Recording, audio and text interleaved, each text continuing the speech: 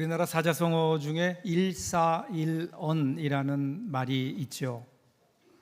일사일언, 이 말은 하나의 사물의 하나의 말이라는 뜻이죠. 그러니까 우리가 하나의 사물을 표현하는 데는 하나의 말이 있다, 그런 말이에요. 즉 따로 있다는 겁니다. 어떤 것을 설명할 때 딱 거기에 맞는 말이 있다는 거예요. 그런데 어디에나 어울리는 말도 있어요. 꼭 거기에만 어울리는 말이 아니라 어디에나 어울리는 말. 그래서 비슷한 사자성어 중에 백문일답이라는 말이 있죠. 백문일답, 100가지를 물어도 답은 하나다. 이 백문일답이라는 말이 유명해진 것은 이제는 하늘나라에 가셨지만 한국대학생 선교회 CCC의 김중곤 목사님의 메시지 중에 백문일답이 있어요. 어떻게 하는 건가 하면요, 김중곤 목사님이 질문을 해요. 질문을 계속하면 그 질문에 대한 답은 단 하나, 예수 그리스도라고 대답하는 거예요. 이게 백문일답이에요. 예를 들면 우리 생의 주인이 누구입니까? 그러면 예수 그리스도 대답하는 거예요. 우리 삶의 이유가 무엇입니까? 예수 그리스도. 어떻게 하면 죄 사함을 받습니까? 갈수록 목소리가 약해지네요. 무엇을 질문하든 답은 예수 그리스도예요. 우리도 한번 해볼까요? 우리의 영원한 찬송의 주인공은 누구십니까? 그죠? 행복한 가정이 되는 비결은 어디에 있습니까? 바른 자녀 교육은 우리가 어떻게 할 수 있을까요? 그렇죠. 백문일답, 무엇을 묻든지 답은 하나, 예수 그리스도. 이것이 우리 신앙의 가장 중요한 근간이 아닐까요? 오늘 본문에도 보면 이 예수 그리스도에 대한 믿음이 나오고 있습니다. 자, 22절을 볼까요?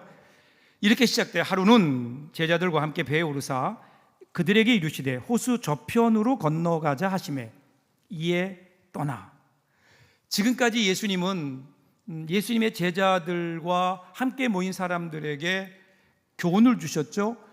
예수님의 제자들, 즉 예수님의 부르심을 받은 새로운 하나님의 나라의 백성들에게 어떻게 하나님의 나라의 백성으로 살아갈 것인가, 그것에 대해서 새로운 가치를 예수님이 말씀해 주셨어요. 그리고 나서 저녁이 되니까 예수님께서 제자들에게 이제는 바다 저편으로 건너가자, 이렇게 말씀하세요. 바다 저편, 어딜까요? 갈릴리 호수의 저편, 그쪽은 이방 지역이에요. 유대인들이 살지 않은 이방 지역, 거라사라고 하는 지역이에요. 지금 예수님께서 왜 그곳으로 가자고 말씀하시는가 하면 그들에게도 복음이 전파되어야 되기 때문에 그래요. 그러니까 지금 예수님과 제자들은 그러기에 이방 선교를 위해서 배를 타고 지금 그곳을 향해 나아가는 겁니다. 자, 이어지는 23절 상반절 보세요. 어떤 일이 있나요? 행선할 때에 예수께서 잠이 드셨더니, 이렇게 나와요. 자, 바다를 건너기 위해서 배를 탔어요.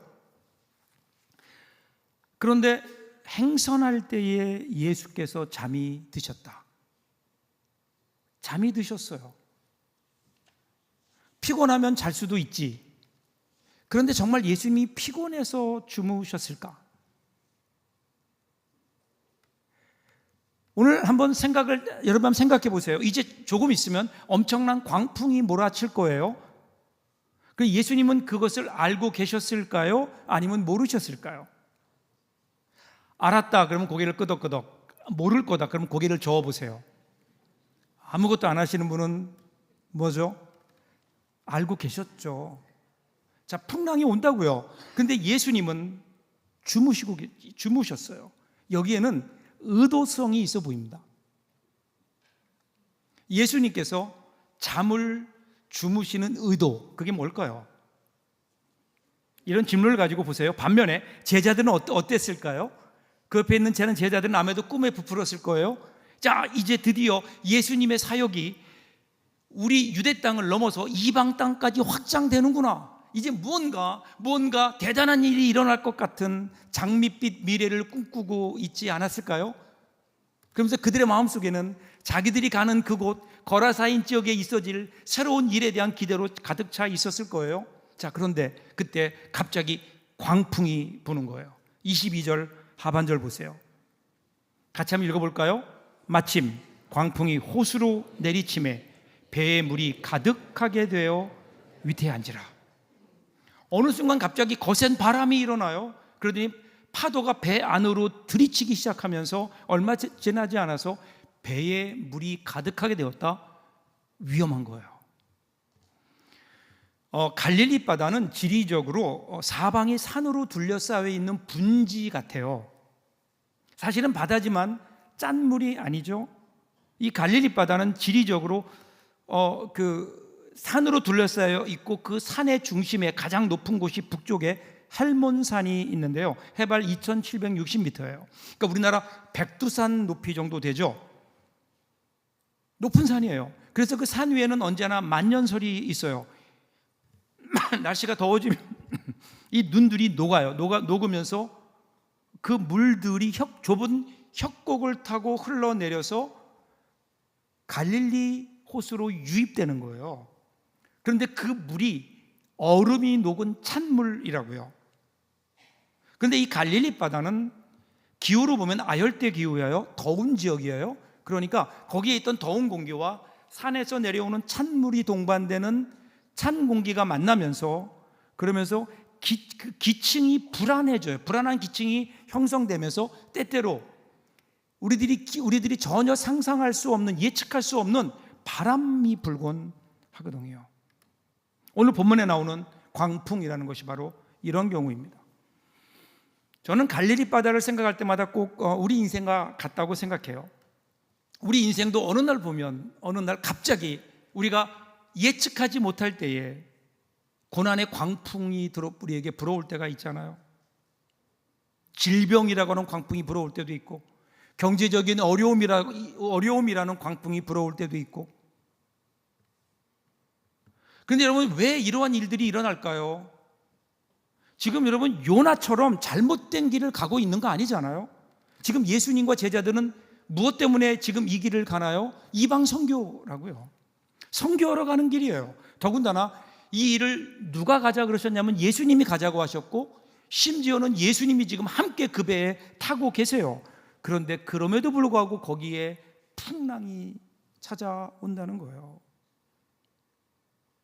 여러분, 우리는 가끔 이런 오해를 해요. 내가 예수를 잘 믿고 주님이 원하시는 그 길을 가면 거기에는 풍랑이 없을 것이다, 우리에게는 고난이 면제될 것이다, 이러한 생각을 우리가 하게 되죠. 그런데 한 번도 성경은 그렇게 우리에게 가르친 적이 없어요.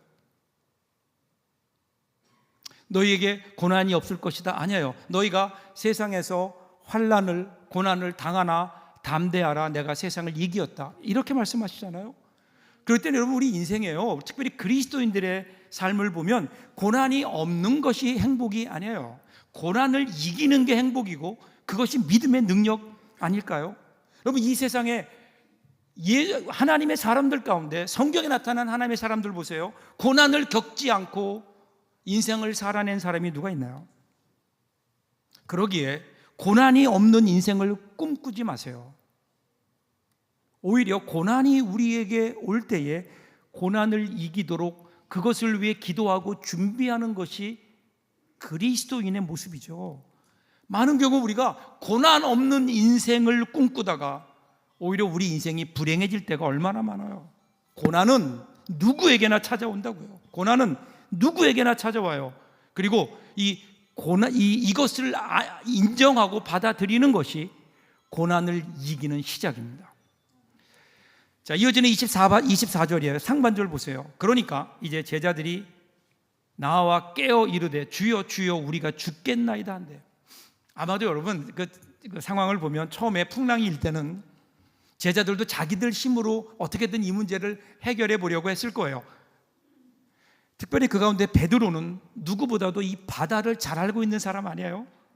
바다에서 뼈가 굵은 바다 사람이잖아요. 이전에도 수많은 풍랑을 겪었을 거예요. 그런데 그때 다 이겨냈어요. 그러니까 오늘 여기까지 온 거 아니에요? 이번에도 어떻게든 그 문제를, 이 풍랑으로부터 배를 지키려고 최선을 다했겠죠. 그런데 이번 풍랑은 달라요. 바닷사람 베드로도 감당할 수 없는 풍랑이에요. 도저히 이제는 어찌할 바를 모르고 방법이 없어서 그들이 절망하다가 한순간 예수님이 생각난 거예요. 예수님이 어디 계시지? 라고 예수님을 찾아보니까 예수님이 뭐하고 계세요? 주무시고 계세요. 그러니까 얼마나 기가 막히겠어요. 자기들은 이렇게 지금 죽느냐 사느냐 고군분투하고 있는데 예수님은 편하게 잠을 주무세요. 그러니까 예수님을 깨워요. 근데 깨우는 그 모습을 한번 보세요. 뭐라 그래요? 주여 주여 우리가 죽겠나이다. 우리는 다 죽어가는데 지금 예수님은 편하게 잠이 오십니까? 예수님을 흔들어 깨우는 거예요. 24절 하반절 보세요. 예수께서 잠을 깨사 바람과 물결을 꾸짖으시니 이에 그쳐 잔잔하여지더라. 그럼 여러분, 예수님이 그냥 주무신 척한 게 아니에요. 정말 주무셨어요. 단잠을 주무신 거예요. 아주 푹 주무셨어요. 파도가 들이치는 그 순간에도 예수님은 단잠을 주무셨다고요. 지금 제자들은 죽겠다고 난리인데 예수님은 아무 일도 없다는 듯이 주무시고 계세요. 그러니까 이것을 본 베드로가 얼마나 속이 터졌을까요? 우린 다 죽어가는데 주님은 잠만 주무십니까? 이 판국에 잠이 오십니까? 따지고 있는 거예요. 따지고 있는 거예요. 화내고 있는 거예요. 자, 이러한 제자들의 독촉으로 깨어나신 예수님, 일어나시자마자 어떻게 하시죠? 거센 바람을 꾸짖으세요. 여기서 꾸짖다라고 하는 이 동사, 이 에피타마오라고 하는 헬라어인데요, 이 말은요 대단히 독특해요. 예수님이 귀신들을, 복음서에서 귀신들을 쫓아낼 때 쓰셨던 단어예요. 그러니까 지금 예수님은 마치 지금 풍랑을 향해서, 바다를 향해서 귀신을 쫓아내는 것처럼 거센 바람을 꾸짖으셨어요. 그러니까 바다가 정말 잔잔해졌어요. 무엇 때문일까? 주님의 말씀의 권능이죠. 주님의 말씀, 여러분 기억하시나요? 하나님께서 이 세상을 창조하실 때 말씀으로 창조하셨잖아요. 빛이 있으라 하니까 빛이 있었다고요. 하늘이 있으라 하니까 하늘이 있었다고요. 이 예수님의 이 말씀, 그 에너지로 가득 찬 하나님의 말씀, 다바르, 이 하나님의 음성이, 주님의 음성이 들릴 때 그 음성에 따라 삶이 변화되는 역사가 있는 거예요. 그렇기 때문에 여러분, 오늘 말씀 보면서 우리 인생의 고난의 광풍이 불어닥칠 때, 그때 우리가 무엇을 해야 될까요? 이렇게 기도해야 돼요. 주님, 저에게도 오셔서 말씀해 주십시오. 제 인생에 지금 부는 광풍으로 인해 제가 죽게 되었나이다. 제 인생에도 찾아오셔서 잔잔하라 꾸짖어 주셔서 우리 인생을 잔잔하게 하옵소서. 여러분, 이 고백이 우리의 고백되어야 되지 않을까요? 그렇죠? 주님이 우리 인생 가운데 오셔서 잔잔하라 한마디 하시면, 그러면 우리 인생이 그 풍랑으로 우리 인생이 이리저리 요동치던 우리 인생이 잠잠해지는 역사. 그래도 주님께 이렇게 기도해야 돼요. 오셔서 말씀해 주십시오. 그렇죠? 그리고 나서 마지막 이제 결론으로 갑니다. 마지막 25절 상반절 보세요. 제자들에게 이르시되 너희 믿음이 어디 있느냐 하시니. 자, 이제 바람이 잦아들고 바다가 평온해지니까 이제 예수님이 정말 하시고 싶은 말씀을 하시는 거예요. 뭐라 그래요? 너희 믿음이 어디에 있느냐. 너희 믿음이 있다고 하는데 그 믿음이 어디에 있느냐. 있다면 보여라. 오늘 우리를 향해서도 주님 같은 말씀하시지 않을까요? 너에게 믿음이 있어? 믿음이 있느냐? 그럼 믿음을 보여라. 어떻게 믿음을 보일 수 있을까요? 많은 그리스도인들이요 믿음을 오해하고 있어요. 우리는 믿음을 보여라 그러면 믿음을 보이는 것이 아니라 우리의 노력과 열심을 보이려고 해요. 왜 그럴까요? 우리는 믿음을 어떻게 생각하는가 하면요, 내 자신의 의지를 동원해서 적극적으로 능동적으로 하나님을 믿으려고 노력하는 것, 이것을 믿음이라고 생각해요. 그런데 여러분 잘 생각해 보세요. 이게 진짜 믿음일까요? 우리 인간 관계에서, 사람들과의 관계에서도 마찬가지예요. 누구를 믿는다는 게 뭘까요? 믿는다는 것은 내 의지를 동원해서 내가 열심히 믿으려고 노력하는 게 믿음일까요? 여러분, 믿음이라는 것은 나는 너를 믿어, 이게 믿음이지, 나는 너를 믿으려고 노력 중이야, 나는 너를 내가 믿기 위해서 최선을 다하고 있어. 이건 무슨 얘기예요? 안 믿는다는 얘기예요. 어린아이들 보세요. 어린아이들이 부모를 믿는다고 할 때 부모를 믿고 의지하죠. 그런데 아이들이 의지를 동원해서 믿으려고 노력하는 아이들은 없어요. 그냥 엄마 아빠가 있으면 되는 거예요. 마음 놓고 놀고 먹고 자는 거예요. 그러니까 믿음이 이런 거라니까요. 믿음은 믿기 위해 노력하는 게 아니라 그냥 맡기고 믿는 거예요. 누리는 거예요. 그러니까 믿음은 관계에서 시작해요. 믿음은 내가 얼마나 믿으려고 노력하느냐, 이것이 아니라 나는 얼마나 하나님과의 관계에서, 예수 그리스도의 관계에서 나는 얼마나 나를 그대로 맡기고 있느냐, 이게 여러분 믿음이라니까요. 이 믿음의 확신이 우리에게 있어야죠. 자, 보세요. 지금 광풍이 호수를 덮쳤어요. 그리고 배에 물이 넘쳐서 이제 풍전등화의 위기에 있어요. 여러분, 이 상황에서, 이 동일한 상황에 아이들이 부모와 함께 있다고 가정해 보세요. 아이들은 어떻게 행동할까요? 간단해요. 부모가 하는 대로 따라해요. 아이들은 부모에 대한 절대적인 믿음이 있잖아요.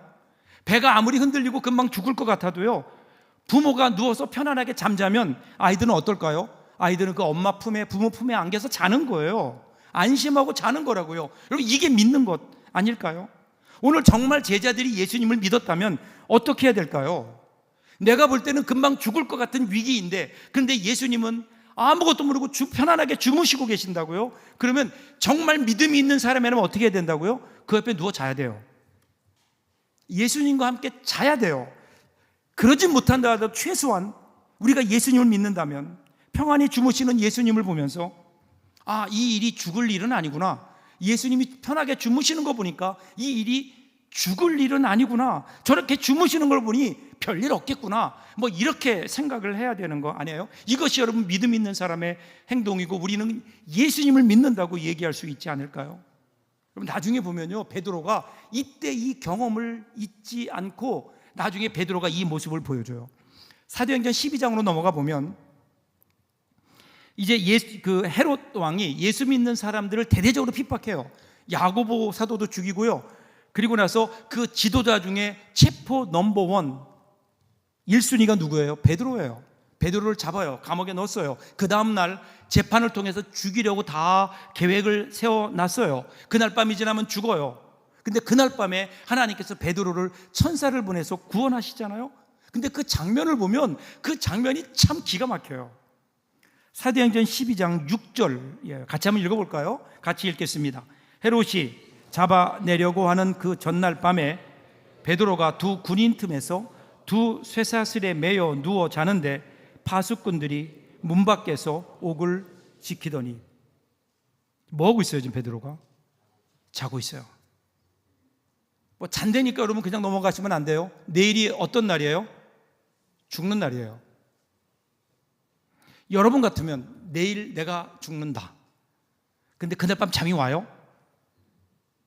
여러분 잘 수 있겠어요? 그것도 쇠사슬에 묶여서 베드로를 감시하는 군인들 사이에서 잔다고요? 나중에 보면 천사가 깨우니까 일어나요. 그런데 베드로는 자는 거예요. 여러분, 이게 여러분 믿음이에요. 어쩌면 베드로는 그날 밤에 감옥 안에서 배 위에서 보여주신 주님의 그 모습이 생각나지 않았을까요? 너희 믿음이 어디 있느냐라고 말씀하시던 그 주님, 그 주님의 말씀이 생각났을 거예요. 그리고 베드로가 그 예수님처럼 풍랑 앞에서도 단잠을 자는 거예요. 죽음 앞에서도 단잠을 잘 수 있는 것, 여러분 이게 믿음이 아닐까요? 이 믿음. 그러니까 주님이 깨어나셔서 어찌하여 너희에게 믿음이 없느냐. 우리가 살다 보면 때때로 아주 위급한 상황이 닥쳐와요. 금방 죽을 것 같은데, 힘든데, 그런데 우리 하나님은 주무시고 계신 것 같을, 전혀 나의 문제에 관심 갖지 않는, 하나님의 응답이 없는 그때도 여러분 안심할 수 있는 것이 참 믿음이 아닐까요? 하나님이 가만히 계신다 그러면요, 가만히 계실 때는 잘 모르겠지만 뭔가 하나님의 뜻이 있지 않을까? 여러분, 믿음이라고 하는 게 뭘까? 믿음은요, 환경이 달라지는 것에 대한 확신이 아니에요. 나를 사랑하시는 예수 그리스도에 대한 인격적 믿음 아닐까요? 그래서 여러분, 믿음은 뭘까요? 믿음은 이 예수님을 아는 거예요. 예수님을 아는 거예요. 그분이 어떤 분이신지, 그분이 왜 나를 위해서 십자가를 지셨는지, 나를 위해서, 나를 구원하시기 위해서 십자가를 지시고 그 위에 예수 그리스도 자신의 목숨을 내놓았던 그 사랑, 그 하나님의 사랑을 아는 거라고요. 그 사랑을 알아야 우리가 예수를 믿을 수 있지 않겠어요? 이것이 우리 믿음의 근거인 거예요. 하나님의 사랑, 그 어떤 것도 우리에게서, 이 하나님의 사랑에서 우리를 끌어낼 수 없는 그 믿음. 그때로 우리 삶은 분명히 달라지지 않을까요? 그래서 우리의 믿음은요, 환경에 대한 믿음이 아니에요. 나의 환경이 변화될 줄 믿습니다. 그 다음에 우리의 이 풍랑이 멈춰질 줄로 믿습니다. 여러분, 이것이 믿음이 아니라고요. 믿음은 그 풍랑 속에서 여전히 나를 사랑하시고, 여전히 나를 붙들어 주시고, 여전히 나를 보호하실 그 예수 그리스도에 대한 믿음, 그것이 여러분 진짜 믿음 아닐까요? 그래서 오늘 말씀의 결론 보세요. 25절 하반절이에요. 같이 읽어요. 그들이 두려워하고 놀랍게 여겨 서로 말하되 그가 누구이기에 바람과 물을 명함에 순종하는가 하더라. 그들의 질문이 바뀌어요. 저분이 누구인가? 누구이기에 바람과 파도도 순종하는가? 여러분, 이 질문이 중요해요. 예수님, 그분은 누구인가? 그런데 우리는 신앙생활하면서 주로 하는 질문이 뭔지 아세요? 예수님이 나에게 뭘 해줄 수 있는가를 물어요. 내가 예수 믿음으로 나에게 어떤 유익이 있을까?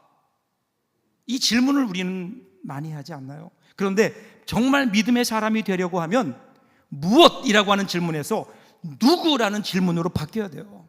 만일에 오늘 여러분 이 말씀을 읽으면서 우리 인생에 바람이 불어도, 어떤 문제가 생겨도 우리 예수님이 함께 하시면 모든 일을 해결안 받을 수 있겠구나라고 생각한다면 여러분, 성경 잘못 읽은 거예요. 오늘 본문의 말씀의 목적은 어디 있나요? 폭풍우가 휘몰아치는 갈릴리 호수가 잔잔해졌다는 데 있는 게 아니라 폭풍우를 잔잔하게 하신 그분이 누구인가, 여기에 초점이 있는 거예요. 보세요 여러분, 이 예수님의 모습을 본 제자들이 두려워하고 놀랍게 여겼다. 이 놀랍게 여겼다, 이 놀라움, 이 말이요, 영어 성경으로 보면 이 우리나라 발어랑 비슷해요. 어랑 비슷해요. 놀라움, 경이로움. 지금까지 제자들은 아마도 예수님을 훌륭한 사람이라고 생각했을 거예요. 훌륭한 지도자라고 생각했을 거예요. 우리 인생을 바꾸어줄 우리의 멘토라고 생각했을지도 몰라요. 그런데 그 순간 그들은 예수님이 누구인가를 발견하게 되는 거예요. 예수 안에서 하나님을 발견해요. 바다까지도 잔잔하게 하시는, 풍랑까지도 잔잔하게 하시는 예수님을 보면서, 혹시 예수님이, 저 예수가 온 우주를 창조한, 바다를 창조한 그 하나님은 아닐까?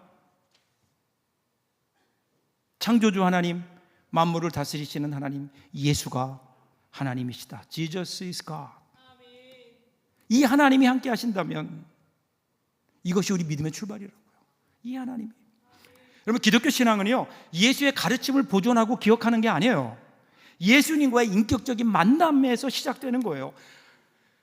몇몇 성경학자들 가운데 예수를 역사적 예수, historical Jesus, 그래서 역사적 예수의 실체를 구명하라고 하는데, 여러분, 진짜 예수님은 어디 계세요? 진짜 예수님은 과거의 역사적 기록에 계시는 분이 아니에요. 지금도 살아계셔서 우리 가운데 오셔서 우리와 인격적으로 만나주시는 살아계신 예수님, 여러분, 그분이 진짜 예수님이고요. 우리는 그 예수님을 만날 때, 그 예수님을 영접하고 경험할 때, 그때 우리는 예수님을 아는 거 아니에요.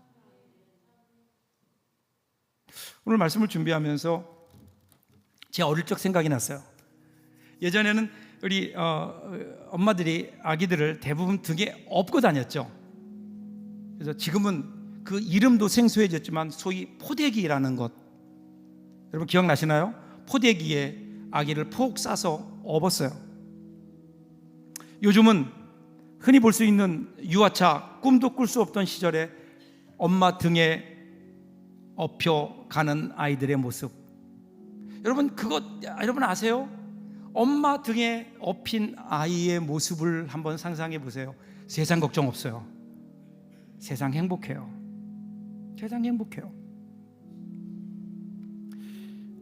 엄마 등에 업히면요, 그의 눈에 들어오는 주위의 모든 사물들이 있어요. 지나가는 사람도 보이고요.